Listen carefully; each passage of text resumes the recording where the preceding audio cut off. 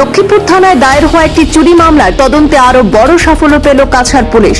পৃথক দুটি অভিযানে উদ্ধার হয়েছে আরো 500 কার্টন কোকা-কোলা এবং অন্যান্য কোম্পানির বিভিন্ন পণ্য।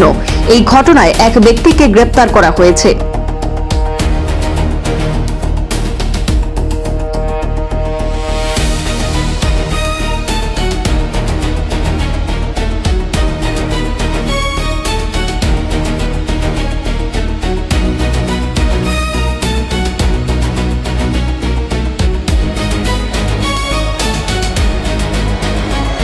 তদন্তের অংশ হিসেবে গতকাল রাত থেকে আজ ভোর পর্যন্ত হাইলাকান্দি থানার অধীনস্থ বড়জোড়াই পার্ট 1 এবং নুনখুলি এলাকায় পৃথক দুটি অভিযান চালানো হয়।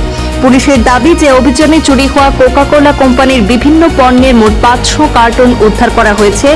একই সঙ্গে ইসলাম উদ্দিন লস্কর নামে 38 বছর বয়সী এক ব্যক্তিকেও গ্রেপ্তার করা হয়েছে। তার বাড়ি হাইলাকান্দি থানার চাঁদপুরের নুনখুলি এলাকায়। উল্লেখ্য, এর আগে গত 10 জুলাই একই মামলার তদন্তে আরো 1110 কার্টন চুরি হওয়া পণ্য উদ্ধার করেছিল পুলিশ। সর্বশেষ 500 কার্টন উদ্ধারের ফলে এই পর্যন্ত মোট 1610 কার্টন পণ্য উদ্ধার হয়েছে বলে জানিয়েছে তদন্তকারী দল।